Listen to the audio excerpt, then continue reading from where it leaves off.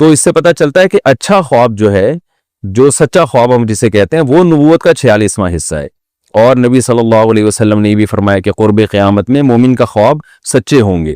تو نبوت کا 46واں حصہ ہے، اس کی بہت ساری تفسیریں کی گئی ہیں۔ جو مجھے زیادہ اچھی تفسیر لگتی ہے وہ یہ لگتی ہے کہ کیونکہ نبوت کا جو 100% نبوت ہے وہ تو جبریل وحی لے کر آتے ہیں، وہ 100% پکی چیز ہے۔ اور خواب نبوت کا 46واں حصہ کا مطلب یہ کہ اس وحی کو اگر آپ 46 حصے میں ڈیوائیڈ کریں تو، کیونکہ خواب بھی من جانب اللہ ہوتا ہے، کبھی شیطان کی طرف سے بھی ہوتا ہے تو اللہ کی طرف سے بھی ہوتا ہے، یعنی اس میں دنیا کے ظاہری اسباب کا دخل نہیں ہوتا۔ وہاں جو آپ کو نیوز مل رہی ہوتی ہیں وہ کوئی محکمہ موسمیات والوں نے یا کسی نیوز چینل نے نہیں بتائی ہوتی، اس کا ظاہری سبب نہیں ہوتا، وہ ڈائریکٹ اللہ کی طرف سے یا شیطان کی طرف سے۔ تو اس میں چونکہ اللہ کی طرف سے ہونے کا بھی امکان ہے، تو وہی کو اگر آپ 46 حصوں میں ڈیوائیڈ کریں تو ایک حصہ صداقت خواب میں ہوتی ہے۔ ہر خواب میں اس کا امکان ہوتا ہے کہ یہ من جانب اللہ ہو، لیکن اتنا ہی امکان ہوتا ہے، اور بعض دفعہ وہ سچا نکل آتا ہے۔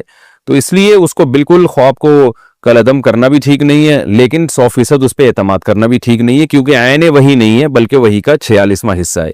تو اس میں دو انتہاؤں کا لوگ شکار ہیں۔ کچھ لوگ تو جو لبرلز ہیں وہ تو خوابوں کو لفٹ ہی نہیں کراتے، کہتے ہیں جیسا مرضی اچھا خواب آ جائے ایسے ہی بس خیالات ہیں، اور کچھ خوابوں کو حد سے زیادہ بڑھا دیتے ہیں، جیسے ہمارے روحانی ٹوپی ڈرامے جو چل رہے ہیں آج کل، اور خواب سینٹر کھولے ہوئے ہیں، خوابوں کی تعبیر سینٹر کھلی ہوئی ہیں، اور جو بھی فون آ رہے ہیں ان کو خوابوں کی تعبیریں بتا رہے ہیں۔ یہ وہ لوگ ہیں جنہوں نے خوابوں کو ان کی حیثیت سے زیادہ بڑھا دیا ہے۔ تو ہمیشہ سچے خواب نہیں آتے، اکثر تو آپ کے دن بھر جو کام ہوتے ہیں وہ خواب میں آ رہے ہوتے ہیں آپ کو۔ تو ڈرانے خواب اس لیے آتے ہیں، رات کو پیٹ خراب ہوتا ہے، اس میں گیس ہوتی ہے، آپ جب دن میں پریشان ہوتے ہیں تو خواب بھی ویسے ہی آئیں گے آپ کو۔ بہوؤں کو سانسیں چڑیلوں کی شکل میں نظر آ رہی ہوتی ہیں خواب میں، وہ کوئی تعبیر نہیں ہوتی، اس لیے کہ وہ دن میں جس کو چڑیل سمجھتی ہیں خواب میں وہ چڑیل کی صورت میں آ جاتی ہے۔ تو یہ سب چیزیں تو ہمارے یعنی یہ دن بھر کے جو اسباب اور اثرات ہیں نا ماحول کے، وہ ہم رات کو ہمارے دماغ پہ اس کے اثر پڑ رہا ہوتا ہے۔ تو اس طرح کے خوابوں کو لفٹ نہیں کرانی چاہیے۔ اکثر شادی شدہ خواتین کو جٹھانی سانپ کی شکل میں آ رہی ہوتی ہے، تو بلا وجہ اس کی تعبیریں پوچھ رہی ہیں۔ بھائی وہ سانپ اس لیے کہ وہ آپ کی جٹھانی ہے، وہ اگر آپ کی بہن ہوتی تو نہیں آتی سانپ کی شکل میں، پھر وہ خوبصورت فرشتے کی شکل میں آ رہی ہوتی۔ تو اس لیے ان چیزوں کو زیادہ لفٹ نہ کرائیں، لیکن بعض دفعہ واقعی خواب سچا بھی ہو جاتا ہے، اس کی تعبیر بھی ہوتی ہے، اور اس کی ایک بڑی علامت یہ ہے کہ انسان کو خود احساس ہوتا ہے یہ سچا خواب ہے، یہ معمول سے ہٹ کر کوئی بات ہے اور اس میں مجھے اللہ کی طرف سے کوئی گائیڈنس ملی ہے۔ تو اس میں پھر یہ ہے کہ اس میں چند شرطوں کے ساتھ اس پر عمل کیا جائے گا۔ اس کو پہلی بات شریعت کے خلاف نہ ہو، نبی صلی اللہ علیہ وسلم کی احادیث سے جو چیز ثابت ہے، فقہ سے جو چیز ثابت ہے، خواب اگر اس کے اگینسٹ ہے تو خواب کو رد کر دیا جائے گا، اور فقہا نے جو دین بیان کیا اس کو لیا جائے گا۔ کوئی کسی عمل کی فضیلت خواب سے ثابت نہیں ہوتی، کسی عمل کا مستحب ہونا بھی خواب سے ثابت نہیں ہوتا کہ آپ کو خواب میں آ کے یہ کس فرشتے نے کہہ دیا کہ جو ہے نا آپ تہجد کے وقت 8 رکعتیں پڑھیں تو یہ ثواب ملے گا، تو 8 رکعتوں کا الگ سے کوئی ثواب نہیں ہے، جو تہجد کی ہیں وہی ہیں۔ یا کسی کو آ کے بتا دیا کہ یہ والی تسبیح پڑھو گے تو یہ ثواب ملے گا، تو ثواب ملنا نہ ملنا یہ شرعی معاملہ ہے، یہ قرآن و سنت سے پتہ چلے گا، اس کو خوابوں سے کوئی تعلق نہیں ہے۔ آپ کو آ کے بتا دیا کہ فلاں مولانا صاحب ہے ان سے مسئلہ پوچھا کرو وہ بالکل صحیح ہیں، تو آپ ان مولانا کی تحقیق کر لیں۔ اگر علماء کو ان پر مولانا پر اعتماد نہیں ہے تو پھر آپ خواب کی بیس پر ان پہ اعتماد نہیں کر سکتے، کیونکہ قرآن کیا کہہ رہا ہے، فَاسْأَلُوا أَهْلَ الذِّكْرِ إِن كُنتُمْ لَا تَعْلَمُونَ، علماء سے پوچھو۔ تو جب علماء کسی پر اعتماد نہیں کر رہے ہیں تو سارا دن آپ کو خواب میں بشارتیں ملتی رہیں کہ یہ بہت نیک ہے، یہ بڑے بزرگ ہیں، اس کی بزرگی پر یقین نہ کریں آپ، کیونکہ یہ علماء کے قول میں اور خواب میں جب تضاد ہو رہا ہے تو قرآن آپ کو علماء کے قول کی تقلید کا حکم دے رہا ہے۔ ایسے موقع پہ فَاسْأَلُوا أَهْلَ الذِّكْرِ، اہل علم سے رابطہ کرو۔ تو شرعی لوگ کیا کرتے ہیں، شرعی حدود سے تجاوز کرتے ہیں خوابوں کے معاملے میں، رشتے کر دیتے ہیں۔ وہ خواب آیا تو وہ لڑکا آیا تھا خواب میں کہ بالکل ایک خوبصورت فرشتے کی شکل میں، لہذا میری بیٹی کے لیے وہی مناسب ہے۔ اب گراؤنڈ ریئلٹی کہہ رہی وہ بندہ ٹھیک نہیں ہے، جب آپ نے تحقیقات کروائیں تو پتہ چلا کہ وہ ٹھیک نہیں ہے۔ تو حدیث بھی یہی کہہ رہی ہے، اذا خطب الیکم من ترضون دینہ وخلقہ فزوجوہ، جب کوئی ایسا شخص نکاح کا پیغام بھیجے جو دین اور اخلاق سے تم مطمئن ہو تو نکاح کرو۔ تو مفہوم سے یہی پتہ چل رہا ہے کہ اگر ایسا الٹا سیدھا آڑا ترشا آدمی آ رہا ہے تو نکاح مت کرو۔ اب خواب میں روزانہ وہ فرشتے کی شکل میں بھی آ رہا ہو، لیکن حدیث ہمیں کہہ رہی ہے کہ اخلاق اور دین دیکھنا ہے آپ نے۔ تو یہ بہت زیادہ لوگوں میں نا قرآن و حدیث کے مقابلے میں خوابوں کو لا کے کھڑا کر دیا، مشاہدے کے مقابلے میں خواب کو لا کے کھڑا کر دیا۔ اب مثال کے طور پر مشاہدہ یہ کہہ رہا ہے کہ آپ فلاں جگہ سے اگر جائیں گے تو ڈاکو ہیں، لوگ آپ کو خبریں دے رہے ہیں کہ وہاں جگہ آپ گزریں گے تو وہاں ڈاکو کھڑے ہوئے لوٹ رہے ہیں، آپ کی آنکھ لگ گئی، خواب میں آیا کہ وہاں تو فرشتے کھڑے ہوئے ہیں، ڈاکو نہیں ہیں۔ اب آپ وہاں سے گزرو گے اس بیس پہ کہ جی مجھے خواب میں بشارتیں آ رہی ہیں، تو یہ آپ کے بیوقوف ہونے کی علامت ہوگی، کیونکہ شریعت نے ہمیں جو لوگوں کی اخبار اور لوگوں کی خبریں ان پر اعتماد کرنے کا ہمیں حکم دیا ہے۔ ہم جو حدیث میں بھی تو لوگوں کی خبر پہ اعتماد کرتے ہیں نا، تو ثقہ لوگ جب کوئی خبر دیں گے تو اس کو مانا جائے گا۔ تو یہاں یعنی خواب سے بڑھ کر جب کوئی دلیل آئے گی ہمارے پاس تو پھر اس دلیل کو فوکس کیا جائے گا، خواب کو رد کر دیا جائے گا۔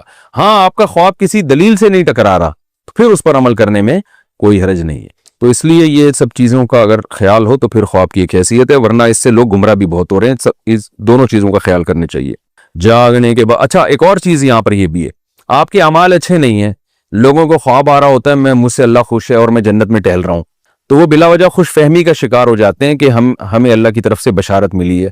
تو یہ خواب اللہ کی طرف سے نہیں ہے، یہ شیطان کی طرف سے ہے، کیونکہ آپ کی حرکتیں ٹھیک نہیں ہیں۔ آپ نہیں جانتے تو محلے والوں سے پوچھیں، وہ آپ کو بتا دیں گے۔ معذرت یعنی میں آپ سے میری مراد جو لوگ میرا اس وقت کلپ نہیں سن رہے ان کی بات کر رہا ہوں، تو محلے والے بتا دیں گے، بیوی بتائے گی آپ کی اس کی حرکتیں ٹھیک نہیں ہیں، پھر بھی آپ کو خواب میں بشارتیں آ رہی ہیں، اس کا مطلب ہے کہ یہ شیطان ہے جو آپ کو بدعمل بنا رہا ہے، آپ کو تھپکیاں دے دے کے جنت دکھا رہا ہے اور اس خوش فہمی میں مبتلا کر رہا ہے کہ آپ جنت میں جائیں گے۔ تو اس سے کیا ہوگا، آپ گناہوں پر اور جری ہوں گے۔ ایک خاتون کا میرے پاس فون آیا کہ میرے بھائی کا انتقال ہو گیا، میں جنت میں ٹہلتے ہوئے دیکھ رہی ہوں۔ میں نے کہا کہ وہ نماز پڑھتا تھا کہ نہیں؟ نماز تو کبھی نہیں پڑھی اس نے۔ تو میں نے کہا پھر یہ جنت میں ٹہلنے والے خوابوں پہ بالکل اعتماد نہ کریں۔ بے نمازی کے لیے جو قرآن کہہ رہا ہے وہ تو جہنم کی آگ ہے، تو بس بھائی کے لیے رو رو کے دعا کریں۔ یہ شیطان نے آپ کو خواب اس لیے دکھایا ہے کہ آپ بھائی کے لیے پھر توبہ نہ کریں آپ، کیونکہ آپ کو پتا تھا بے نمازی ہے، تو بے نمازی کے لیے لوگ تو پھر زیادہ دعا کریں گے نا بہنیں کہ اللہ پتہ نہیں کیا سزا ہوگی، تو زیادہ روئیں گے۔ اب خواب آ گیا جنت میں ٹہل رہا ہے، تو اب آپ نے اس کے لیے دعا نہیں مانگنی، اس لیے کہ یار وہ تو چلو جنت میں چلا گیا، اب کیا دعا رہ گئی۔ تو شیطان کیا چاہ رہا ہے کہ وہ پیچھے جو لوگ دعا مانگتے تھے نا وہ بھی نہ مانگے۔ تو یہ پہلے عمل ہے، بعد میں یہ ساری چیزیں۔ تو ہاں آپ کے نیک اعمال ہیں، اچھے اعمال ہیں، گناہوں سے بچنے کی توفیق مل رہی ہے آپ کو ماشاءاللہ، اور جو ہے آپ دین پہ مضبوطی سے قائم ہیں، پھر خواب میں اگر خوشخبری مل رہی ہے جنت کی تو پھر یہ اللہ کی طرف سے یقیناً تسلی ہے، کیونکہ یہ خواب دلیل شرعی سے ٹکرا نہیں رہا ہے، بلکہ دلیل شرعی اس خواب کی اور تائید کر رہی ہے۔ پھر اس خواب کو جو ہے نا ایک تسلی کے طور پر بیان بھی کیا جا سکتا ہے اور تسلی بھی ہو سکتی ہے، الحمدللہ بھائی اللہ کی طرف سے خوشخبری مل رہی ہے۔ اسی طرح آپ کے اعمال بہت اچھے ہیں، آپ شریعت پہ مکمل چل رہے ہیں، اپنی طرف سے جتنی کوششیں کر رہے ہیں، خواب میں آپ جہنم کی آگ میں جل رہے ہیں، تو بھی مایوسی کی ضرورت نہیں ہے۔ یہ شیطان ہے جو آپ کو عمل سے ہٹا رہا ہے، مایوس کر رہا ہے، کیونکہ اللہ نے کہا جس کا عمل اچھا ہوگا اس کو جنت میں لے کے جاؤں گا۔ تو اس لیے پہلے عمل بعد میں یہ خواب، یہ پوری۔ تو بعض خواب ایسے ہوتے ہیں نا، انسان کی چھٹی حس کہہ رہی ہوتی ہے کہ یہ جھوٹا خواب نہیں ہے، تو خواب اس کو آیا، اس کو لگا کہ چھٹی حس نے کہا یار یہ بڑا عجیب خواب ہے۔ اس نے کیا کیا، اپنے سارے درباریوں کو جمع کیا اور کہا انی ارا سبع بقرات سمان، میں نے دیکھا 7 موٹی موٹی گائیں، یاکلہن سبع عجاف، انہیں 7 دبلی دبلی گائیں کھا رہی ہیں، وسبع سنبلات خضر، اور 7 ہرے خوشے جو گندم کے نہیں ہوتے ان کو 7 سوکھے خوشے کھا کے ختم کر رہے ہیں۔ یا ایھا الملأ افتونی فی رؤیایا، اے میرے درباریوں، بڑے لوگوں، میرے اس خواب کی تعبیر بتاؤ اگر تم تعبیر بتا سکتے ہو۔ انسان کی عادت ہے جو چیز نہیں آتی نا، کم بخت کبھی منہ سے یہ نہیں پھوٹے گا کہ مجھے نہیں پتا۔ یہ بہت پڑھے لکھے ہونے کی علامت ہوتی ہے کہ آپ کو جو بات نہیں آتی آپ کہتے ہیں سر مجھے معلوم نہیں۔ دنیا میں 100% چیزیں کسی کو بھی نہیں پتا ہوتی، لیکن بعض لوگوں کو شوق ہوتا ہے ہر فیلڈ میں ٹانگ اڑانے کا۔ حدیث کا علم بھی ان کے پاس ہے، فقہ کی علم بھی ان کے پاس ہے، میڈیکل سائنس بھی ان کے پاس ہے، انجینئرنگ کا علم بھی ان کے پاس ہے، جہاز اڑانا بھی یہ جانتے ہیں، سیاست پہ تبصرہ بھی یہ بہت اچھا کر سکتے ہیں، فوج سے بھی ان کے بڑے اچھے تعلقات ہیں، ایجنسی سے بھی ان کے بڑے اچھے تعلقات ہیں، اور بخاری کا بھی ان کو پتا ہے، مسلم کا بھی ان کو پتا ہے، تاریخ بھی ان کو پتا ہے، انہی کو سب کچھ پتا ہے، باقی دنیا میں سب گھاس کھا رہے ہیں۔ تو مارکیٹ میں یوٹیوب پہ اس قسم کی چیزیں ہول سیل کے حساب سے موجود ہے۔ تو یہ جو درباری تھے نا بادشاہ کے محل میں، ان کو چاہیے تھا بول دیتے ایکسکیوز می سر، ہمیں اس کی تعبیر معلوم، بولو نہیں ہے، بول دیتے سر پتہ نہیں کیا تعبیر ہے۔ لیکن کیا جب مجھے ایک دفعہ نا 2 سال پہلے ہمارے کسی دوست نے تعبیر پوچھی، میں تو تعبیریں بتاتا نہیں، ٹائم ہی نہیں ہے ہمارے پاس بھائی، اب وہ چپک گئے کہ یار مجھے تعبیر بتاؤ تعبیر بتاؤ۔ میں نے کہا بھائی میرا دماغ نہیں ہے ابھی، میں کدھر بیٹھ کے سوچوں کیا تعبیر ہے اس کی، ہمیں اپنے پتہ نہیں کتنے خواب آ رہے ہوتے ہیں، لیکن وہ تھے بھی بہت قریبی، پیچھے پڑ گئے۔ پھر میں نے سوچنا شروع کیا، مجھے کوئی تعبیر کھوپڑی میں نہیں آئی، میں نے ان کو کہہ دیا بھائی مجھے اس کی تعبیر معلوم نہیں ہے، کسی اور سے پوچھو. ایک شعر سناؤں ذرا غور سے سنو, آگے آتا نہیں کسی اور سے سنو. ٹھیک ہے نا, یہ والا شعر ہم نے ان کو سنا دیا. وہ پھر چپک گئے, نہیں جی مجھے تعبیر بتاؤ. اب پتہ نہیں خواب کیا تھا. اللہ کی قدرت کے میں ایک دن چائے پی رہا ہوں اور مجھے اس خواب کی تعبیر دماغ میں آ گئی, اور ایسی خاندانی آئی کہ بالکل جو بھی سنتا وہ کہتا ہے یار ہٹو بچوں تعبیر ہے. تو میں نے ان کو خواب کی تعبیر بتائی اور وہ ان کے حالات پر بالکل فٹ آ رہی تھی. تو بعض دفعہ انسان کے دماغ میں اللہ تعبیر ڈال دیتے ہیں, بعض دفعہ تعبیر نہیں ڈال. اکثر میں خواب بتاتا ہوں نا, ایک خاتون نے مجھے کہا کہ میں نے اپنے شوہر کو دیکھا گندے کپڑوں میں, گندے لباس میں. وہ خاتون اپنے شوہر کے خلاف یہ خواب مجھے سنانا چاہ رہی تھی کہ شوہر گندے کپڑوں میں, اس کا مطلب بندہ میلا ہے. یہ بندہ کیا ہے, کہتے ہیں نا میلا, اور اس کے بچے بھی ہوتے ہیں, لوگ کہتے ہیں میلے کا وہ اس کے ابا کو لوگ کہتے ہیں میلے کا باپ آ رہا ہے. ٹھیک ہے نا. تو میں نے اس خاتون سے کہا کہ مجھے اس کی تعبیر یہ معلوم ہوتی ہے کہ آپ ٹھیک نہیں ہو. وجہ اس کی ہے کہ شوہر کا لباس میلا, تو شوہر کا لباس تو بیوی ہے. قرآن کہتا ہے نا ہن لباس لکم وانتم لباس لہن, بیوی کا لباس شوہر ہے اور شوہر کا لباس کیا ہے, بیوی. تو اللہ نے آپ کو تنبیہ کی ہے کہ آپ ٹھیک ہو جاؤ. تو وہ پھر جب ان کی حالات سامنے آئے نا تو پتا چلا کہ واقعی عورت کا سلوک شوہر کے ساتھ ٹھیک نہیں تھا. بعض دفعہ اس کے برعکس بھی ہوتا ہے, میاں ٹھیک نہیں ہوتا, لیکن کبھی ایسا بھی ہو جاتا ہے, کہیں کہیں چیدہ ایسے واقعات بھی مل جاتے ہیں کہ کہیں خاتون کا سلوک ٹھیک نہیں ہوتا. تو خواب کی تعبیر بعض دفعہ ذہن میں آتی ہے, بعض دفعہ نہیں آتی. جب نہیں آئے انسان بول دے بھائی مجھے معلوم نہیں, لیکن ان کو یہ توفیق نہیں ہوئی کہ منہ سے پھوٹ دیں کہ ہمیں معلوم نہیں ہے. ظاہر ہے بےزتی ہو جائے گی, تو بادشاہ کہے گا تم پھر ہو کیا, اتنے بڑے فنٹر کیوں بنے ہوئے ہو. تو جواب میں کہنے لگے اضغاث احلام, بادشاہ سلامت یہ خواب نہیں ہے, پراگندہ خیالات ہیں. دن بھر حکومت کے کاموں میں آپ مصروف رہتے ہیں, بغاوتوں کو کچلنا, سلطنت کی حدود کو, ظاہر ہے ٹینشن میں آدمی کو جیسے ساس سانپ کی شکل میں اور جٹھانی چھپکلی کی شکل میں آ سکتی ہے, تو آپ کو بھی موٹی پتلی گائیں خواب میں کیا ہو رہی ہیں, آ رہی ہیں. وما نحن بتأویل الاحلام بعالمین, اور اس قسم کے جو الٹے خواب ہوتے ہیں نا, ان کی تعبیریں ہم نہیں جانتے. یہ تو خواب ہی نہیں ہے, تو یہاں دماغ میں الٹ پٹانگ خیالات تھے جو گائے اور بھیڑ بن کے آ گئے. یہ والے خوابوں کی تعبیر ہم نہیں جانتے, وہ خاندانی خواب ہو تو سنائیں, ہم تعبیر بھی بتائیں. وقال الذی نجا منہما, جس کو نجات ملی تھی نا, جو بادشاہ کو شراب پلانے پر مامور تھا, اس کو ایک دم یاد آیا, ارے خواب کی تعبیر تو یوسف نے بتائی تھی اور بڑی صحیح تعبیر نکلی تھی. فوراً نمبر بنانے کے لیے بادشاہ سے کہنے لگا انا انبئکم بتأویلہ فارسلون, میں بتاؤں گا تعبیر, مجھے ایک بندہ معلوم ہے, اس کے پاس مجھے بھیجو. حالانکہ اب تک وہ بندہ اس کو یاد نہیں تھا, اب اپنا مفاد ہے نا تو بندہ بھی یاد آ گیا. پھر کیا کہتا ہے, یوسف ایھا الصدیق, یوسف اے دوست. بھائی اتنی گہری دوستی تھی تو بندے کو بھول کیوں گئے. مفاد میں انسان القاب بھی لگاتا ہے اور یاد بھی رکھتا ہے, جہاں مفاد ختم بھول جاتا ہے. یوسف ایھا الصدیق, یوسف اے میرے دوست, افتینا فی 7 بقرات سمان, ذرا فتویٰ دے ہمیں, ذرا مسئلہ بتائیں, ذرا تعبیر بتائیں. 7 موٹی گائیں ہیں جو 7 دبلی گایوں کو کھا رہی ہیں, اور 7 ہرے خوشے سوکھے خوشوں کو کھا رہے ہیں. لعلی ارجع الی الناس, میں فوراً یہ تعبیر لے کے لوگوں کے پاس جاؤں گا, ان کو پتہ چل جائے گا. حضرت یوسف نے ایک لمحہ بھی توقف کیے بغیر فوراً تعبیر بتانا شروع کر دی. یہ معجزہ تھا ان کا. آج یوٹیوب پہ خوابوں کی تعبیروں کے نام پہ چینل بنے ہوئے ہیں, الو بنانے کے علاوہ کوئی کام نہیں کر رہے. خوب سمجھ لو. دیکھو جن دنیا میں جو بے روزگار ہوتا ہے نا, اس کو کوئی نہ کوئی ٹیکنیکل طریقہ چاہیے ہوتا ہے. جس آدمی کے پاس عزت کے صحیح راستے نہیں ہوتے تو کیا وہ بےزتی برداشت کر لے گا, تو وہ عزت کے دوسرے 2 نمبر راستے اختیار کر لیتا ہے. تو یوٹیوب پہ چینل بنا لیا, پھر پھینکتے رہتے ہیں وہاں بیٹھ کے, کبوتر نظر آیا تو یہ مطلب ہے, بلی نظر آئی تو یہ مطلب ہے, دودھ نظر آیا تو یہ مطلب ہے, پھینکتے رہتے ہیں. پھر لوگ ان سے رابطہ کرتے رہتے ہیں, یہ ادھر سے پھینک رہے ہیں ادھر سے لوگ. تو یہ آسان کام نہیں ہے.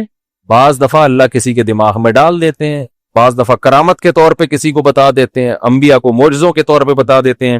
تو یوسف علیہ السلام نے فرمایا تزرعون 7 سنین دعابا, بھئی اس کی تعبیر یہ ہے کہ تم لوگ 7 سال تک زراعت کرو گے اور خوب खूब पैदावार होगी। मिस्र में 7 साल तक है तुम्हारे पास। फमा हसदतुम फज़रूहु फी सुम्बुलिही, जब खेती काटो तो वो जो सुम्बुल है ना, सुम्बुल जो क्या कहते हैं उसको, खोशे जिसको कहते हैं, गंदुम को उससे ना निकालना। वजह क्या है कि अगले 7 साल तक इसी गंदुम को इस्तेमाल करना है तुमने, यानी स्टोर करो अभी से अगले 7 सालों के लिए। ये हजरत यूसुफ अलैहिस्सलाम ने ऐसा काम मिस्र को बता दिया कि कहत पूरी दुनिया में पड़ा था। पूरी दुनिया को पता चल गया कि मिस्र वालों ने एडवांस में 7 साल का राशन जमा करके रखा हुआ है। यानी इस ख्वाब की वजह से ना बहुत बड़ी तबाही से मिस्र को भी बचाया और बाकी दुनिया को भी। और मिस्र की जो गवर्नमेंट थी वो मुआशी लिहाज से बहुत स्टेबल हो गई। वजह उसकी ये है कि जब चीनी मार्केट से शार्ट हो तो जिसके पास चीनी होगी वो मालदार बनेगा कि नहीं बनेगा। तो यूसुफ अलैहिस्सलाम ने उनको बताया, भाई 7 साल तक तुम्हारे पास पैदावार को खाने का और जमा करने का ऑप्शन है, थोड़ा थोड़ा खाते रहो और बाकी स्टोर करो। तो स्टोर करने का तरीका यही था कि भाई उसको निकालो नहीं, वरना वो कीड़ा लग जाएगा उसमें। तो अगले 7 साल के लिए इसको स्टोर कर लो। और फिर क्या है, तुम याती मिन बादी ज़ालिका सबउन शिदादुन याकुल्लमा कद्दमतुम लहुन्ना, उसके बाद 7 साल बहुत सख्त आएंगे कहत के, जो कुछ तुमने जमा किया होगा वो 7 साल उसको क्या कर देंगे, खा पी के खत्म। इल्ला कलीलम मिम्मा तुहसिनून, सिवाय उसके जो तुमने बचा के रख लिया पहले से मैनेजमेंट के तहत। इससे हमें यह भी पता चलता है कि मुस्तकबिल की पहले से प्लानिंग करना ये तवक्कुल के खिलाफ। बोल लो ना क्या हो गया यार, नहीं है। लोग कहते नहीं पहले से प्लानिंग नहीं करती, खाओ पियो उड़ा दो फेंक दो, उधर दावतें करती है, जितना पैसा आया उधर बांट बूट के उसके बाद अगले दिन लोगों से कर्जा मांगते। पान गुटके के पैसे भी नहीं होते अगले दिन उसके पास। इसलिए कुरान ने कहा कि ना अपना हाथ इतना फैलाओ कि कल भीख मांगनी पड़े, और ना इतना तंग कर दो कि कंजूस लोग कहना शुरू कर दें तुम्हें। इसलिए इत्तदाल वाला रास्ता। तो यूसुफ अलैहिस्सलाम ने क्या किया भाई, उनको ये बताया। क़ाल अल मलिक उतूनी भी, बादशाह बड़ा खुश हुआ। बादशाह को था कि अगर ये वाकई 7 साल बाद कहत पड़ जाता है तो ये तो बड़ा यानी जबरदस्त शख्स है ये। तो बादशाह ने कहा कि इसको लेकर आओ यूसुफ को। पहले भी बादशाह को पता था कि मेरी बीवी ने किस कदर वरगलाने की कोशिश की, मगर ये पाक दामन नौजवान इसने बुराई की तरफ नहीं गया। इससे पहले ही बड़ा मुतासिर था यूसुफ अलैहिस्सलाम की सलाहियत पर। लेकिन जब ताबीर बताई बादशाह ने कहा कि लेकर आओ। तो कुरान कह रहा है फलम्मा जाअहुर रसूल, जब कासिद आया ना कि चलो जी आपकी रिहाई का फैसला हुआ है, बादशाह ने आपको बुलाया है। क़ाल अर्जि, यूसुफ अलैहिस्सलाम ने कहा ना ना ना, इरजि इला रब्बिक, बादशाह के पास जाओ।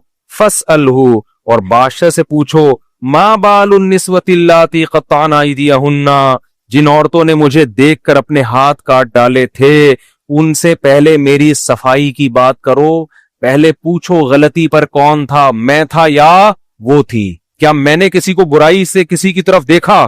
पहले मेरी ये पोजीशन वाज़ेह होनी चाहिए, क्योंकि लोग में कंफ्यूजन तो हो गई थी ना, कुछ कह रहा था ये सही है, कुछ कह रहा थे वो सही है। तो यूसुफ अलैहिस्सलाम को ये बात मालूम थी कि मैं अल्लाह का पैगंबर हूं, मैंने दावत का काम करना है। अगर मेरे किरदार मशकूक हो गया तो लोग मेरी बात नहीं सुनेंगे। यहां भी देखें विजन को तरजीह दी जा रही है रिहाई पर। नहीं आई बात समझ में। हालांकि इसका खतरा था कि बादशाह बोल दे जाओ फिर मैं रिहाई नहीं कर रहा। ये तो उसी बात को लेके बैठे हुए अभी तक, मैं क्या अपनी बीवी की बदनामी करूं मैं लोगों के सामने? समझ में नहीं आ रही यार बात। कह सकता था ना बादशाह कि भाई वापस जाओ फिर वहीं रह लो, हम तो नहीं, बस कंफ्यूजन में ही रहने दो ताकि मेरी इज्जत रहे। यूसुफ अलैहिस्सलाम को पता था कि भाई मैंने दीन की दावत देनी है, मैं ये सब कुछ दुनिया के लिए नहीं कर रहा।